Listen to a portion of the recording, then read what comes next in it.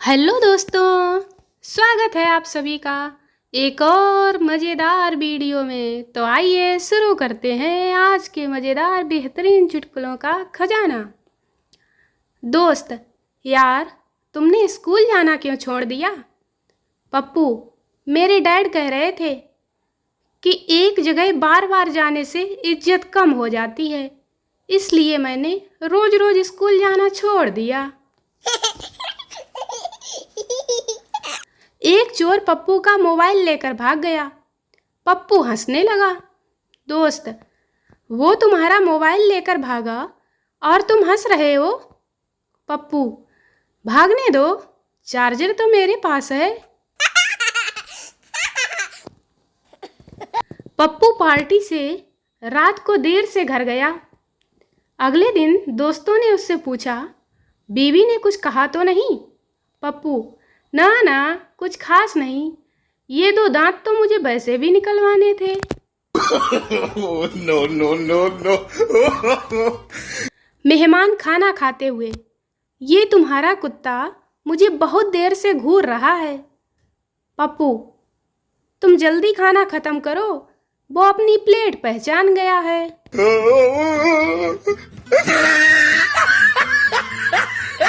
एक टीचर बच्चों को अच्छी आदतों के बारे में बता रहा था। उसने पप्पू से पूछा, अगर गलती से तुम्हारा पैर एक वृद्ध महिला पर पड़ गया तो क्या करोगे? पप्पू, सॉरी बोलूँगा सर। टीचर, बहुत अच्छा। अगर वह खुश होकर तुम्हें चॉकलेट दे तो फिर? पप्पू तपाक से बोला, तो मैं दूसरे पैर पर चढ़ जाऊँगा ताकि मुझे एक और चॉकलेट मिले।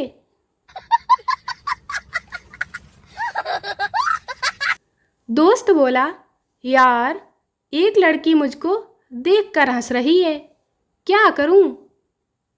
पप्पू, पहले कन्फर्म कर, हंस के देख रही है या देख कर हंस रही है?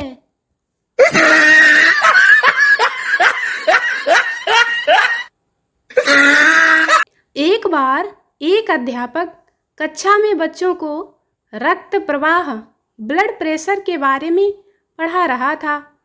अध्यापक, बच्चों, जैसा कि आप जानते हैं कि अगर मैं अपने सिर के बल खड़ा हो जाऊंगा तो मेरा रक्त मेरे सिर की ओर तेजी से प्रवाहित होने लगेगा, जिसकी वजह से मेरा चेहरा लाल पड़ जाएगा।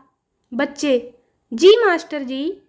अध्यापक, तो फिर बच्चों एक बात बताओ, अभी जैसे मैं अपने पैरों पर खड़ा हुआ हूँ तो रक्त का प्रवाह मेरे पैरों की तरफ क्यों नहीं हो रहा? अध्यापक की बात सुनकर पप्पू खड़ा हुआ और बोला, मास्टर जी मैं बताऊं? अध्यापक, हाँ बेटा पप्पू, तुम बताओ। पप्पू, मास्टर जी, क्योंकि आपके सिर की तरह आपके पैर चिकने, सपाट और चमकदार नहीं है, इसलिए।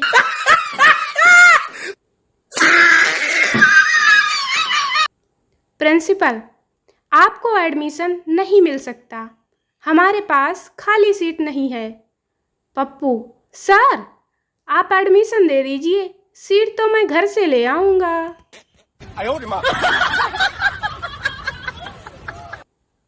पप्पू, भाई साहब एक काला बल्ब देना। दुकानदार, आप काले बल्ब का क्या करेंगे? पप्पू, दोपहर में सोने के लिए अंधेरा करना है।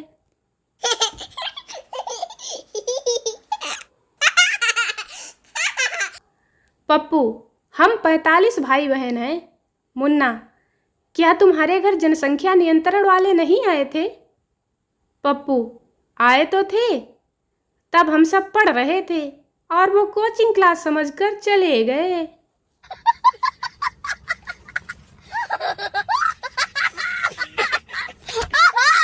पप्पू अपनी खूबसूरत बीवी के साथ कार में बैठा। ड्राइवर ने शीशा इस तरह सेट किया कि उसकी बीवी उसमें नजर आने लगी। पप्पू यह देखकर गुस्से में बोला, बदमाश, मेरी बीवी को देखता है, हट, पीछे बैठ, कार मैं चलाऊंगा। No, no, no, no. दो समधी आपस में बैठ के दारू पी रहे थे। पहला बोला, तेरा पैग मैं बना दूं। दूसरा बोला, बना दे, आज तो पैग मार के ही सोऊंगा। पहला, पानी कितना डालूं? दूसरा, बिल्कुल भी नहीं, हम बेटी के यहाँ का पानी नहीं पीते। एक बार एक बुजुर्ग आदमी ने देखा कि पप्पू घर के दरवाजे पर लगी घंटी बजाने की कोशिश कर रहा था, परंतु उसका हाथ घंटी तक नहीं पहुंच पा रहा था। यह देख बुजुर्ग आदमी पप्पू के पास गया और उससे पूछा, क्या हुआ बेटा? पप्पू, कुछ नहीं, मुझे यह घंटी बजानी है, पर मेरा हाथ नहीं पहुंच रहा, तो क्या आप मेरे लिए ये घंटी बजा देंगे? यह सुन बूढ़ा आदमी तुरंत हाँ कर देता है और घंटी बजा देता है। और घंटी बजाने के बाद पप्पू से पूछता है, और बताओ बेटा, क्या मैं तुम्हारे लिए कुछ और कर सकता हूँ? यह सुनकर पप्पू बोला, हाँ, अब मेरे साथ भाग बुड्ढे, वरना तू भी पिटेगा अगर मकान मालिक बाहर आ गया तो। एक कीड़ा बियर के मग में गिर जाए तो अंग्रेज मग दूर फेंककर वहां से चला जाता है। अमेरिकन कीड़ा बाहर फेंककर बियर पी जाता है। चीनी कीड़ा खाकर फिर बियर पी लेता है। हिंदुस्तानी कीड़े को चीन को बेचता है और बियर अमेरिकन को, और फिर अपने लिए दूसरी बियर खरीदता है। पाकिस्तानी उसकी बियर में कीड़ा डालने के लिए हिंदुस्तानी को जिम्मेदार ठहराता है, उस मुद्दे को कश्मीर से जोड़ता है। चीनी से सैनिक की मदद मांगता है और अमेरिकन से दूसरी बियर उधार मांगता है। दो शराबी रात के समय घर लौट रहे थे। एक ने अपने हाथ के टॉर्च का उजाला आकाश की ओर फेंक कर कहा, यदि तू इस पगडंडी से ऊपर चढ़ आए तो मैं तुझे 3,000 रुपये इनाम दूंगा। दूसरा हंसकर बोला, क्या तू मुझे बिल्कुल पागल समझता है? मैं आधी दूर चढ़ूंगा तभी तो बटन बंद कर देगा।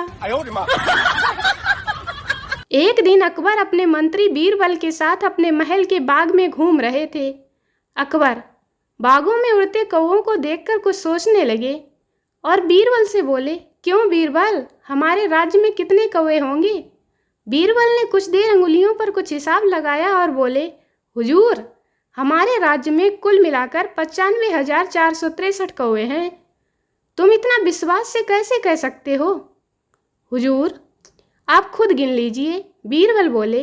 अकबर को कुछ इसी प्रकार के जवाब का अंदेशा था। उन्होंने पूछा, बीरबल, यदि इसमें कम हुए तो इसका मतलब है कि कुछ कौवे अपने रिश्तेदारों से मिलने दूसरे राज्यों में गए हैं, और यदि ज़्यादा हुए तो इसका मतलब है कि हुजूर कुछ कौवे अपने रिश्तेदारों से मिलने हमारे राज्य में आए हैं। बीरबल ने मुस्कुराकर जवाब दिया। वीडियो अच्छा लगा हो तो वीडियो को लाइक करें, शेयर करें और चैनल को सब्सक्राइब करना ना भूलें। मिलते हैं अगले वीडियो में, तब तक हंसते रहें, मुस्कुराते रहें, खुश रहें। Bye bye.